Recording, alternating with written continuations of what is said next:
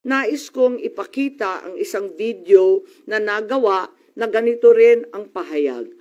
Simulan po natin ang video na maaring mapanood ng ating mga kaibigan.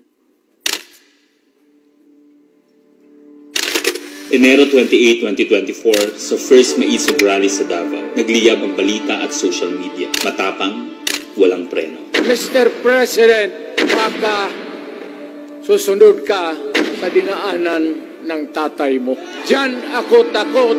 Ayaw ko mangyari sa iyo yan. Nagbato ng maaanghang na salita si dating Pangulong Rodrigo Duterte laban kay Pangulong Marcos tungkol sa di umano'y paggamit ng droga at ang kontrobersyal na People's Initiative.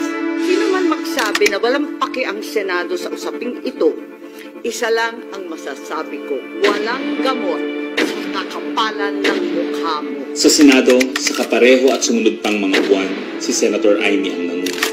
Pakialam sa PR, wala tayong pakialam sa PR, wala tayong pakialam sa PR.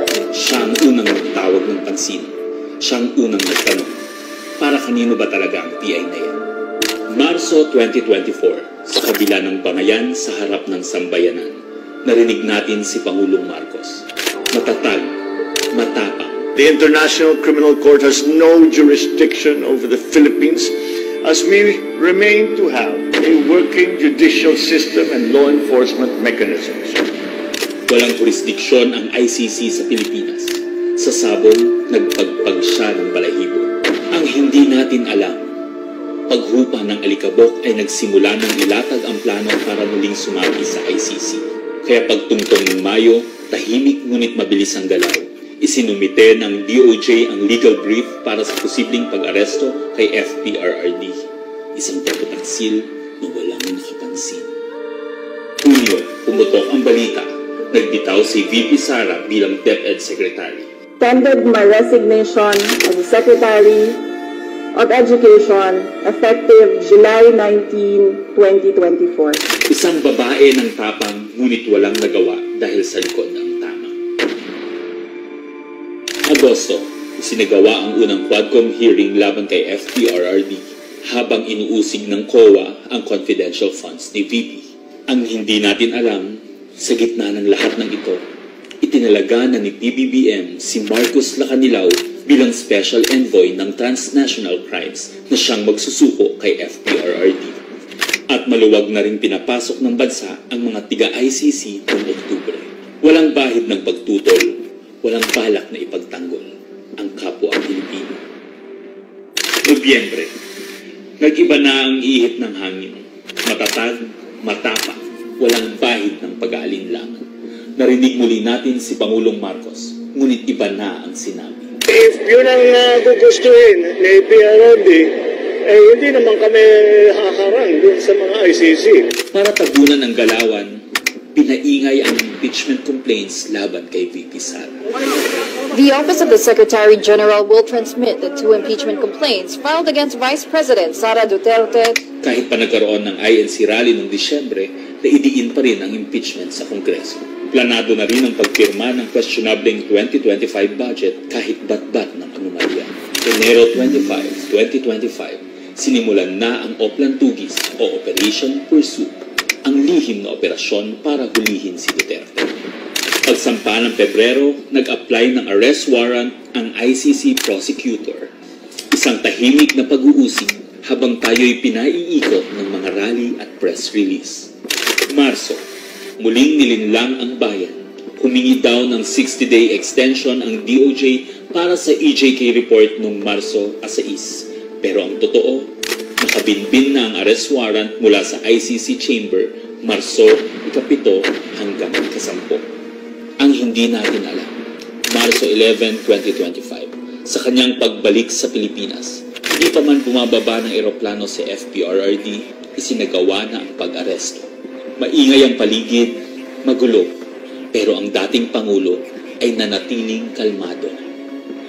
Isinakay siya papuntang The Hague, alas 11 ng gabi. Kasama sa eroplano si Marcos Lacanilao, ang nagkanulo, ang nagsuko. Pero kanino ang sisi? Sa mga utusan o sa nag-utos? Managot ang dapat managot, nakalatag na. It's a request to the Philippine government from Interpol enforce the arrest warrant. And we have commitments to them. Ayaw nila ipagpatuloy ang pag-iimbestiga. Maliwanag na ang buong administrasyon na ito mula sa pinakataas hanggang sa galamay nagplano. Ikaw ho ba nagplano ng lahat ng ito? Hindi naman. It was a group effort. Secretary Chodoro was there, Secretary Anyo was there too, and the President and I. Nagsakatuparan.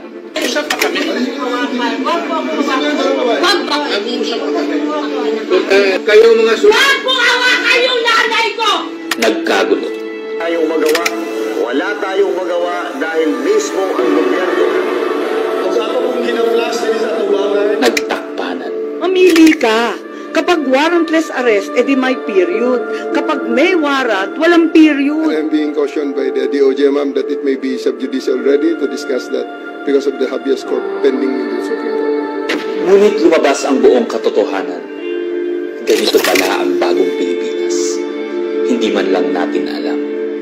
Tahimik ang pagtataksil. There was no red notice and what was issued was merely a diffusion. Tahimik ang pagwasak. Paliwanag mong maigi, representative ka ba ng Pilipinas o representative ng Interpol? Pipili ka lang.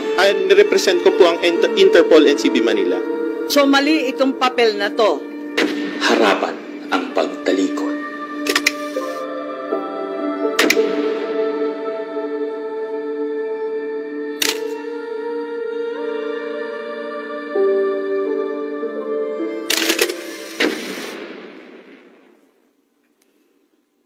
Okay, so that's where we are so far.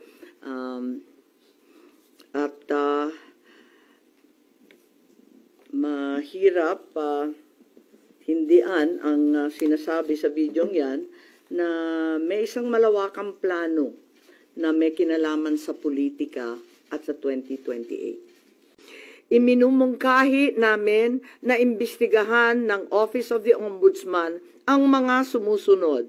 Una, si DOJ Secretary Remulla Boying maaring managot sa violation of RA 3019, Anti-Graft and Corrupt Practices for sanctioning an invalid administrative arrest against the former president in contravention of the ruling of the Supreme Court in the 2023 case of Immigration versus Juan Wenle. Maliwanag na napakadaming kondisyon, kwalifikasyon at requirement na isinaad ng ating Korte Suprema doon. Ikalawa, usurpation ng DOJ ng judicial functions. Kahit hindi sila korte, naghahatol sila na halos sila ang naging husgado. Ikatlo, grave misconduct and conduct prejudicial to the best interest of public service. Ikalawa, baka managot din si General Romel Francisco D. Marbil, ang Chief PNP, sa arbitrary detention, Article 124 ng Revised Penal Code. Violation of RA 3019, Anti-Graft and Corrupt Practices for inducing or persuading General Torre to perform an act in violation of laws, rules, and regulations or an offense in connection with the official duties of the latter. Grave misconduct and conduct prejudicial to the best interest of public service.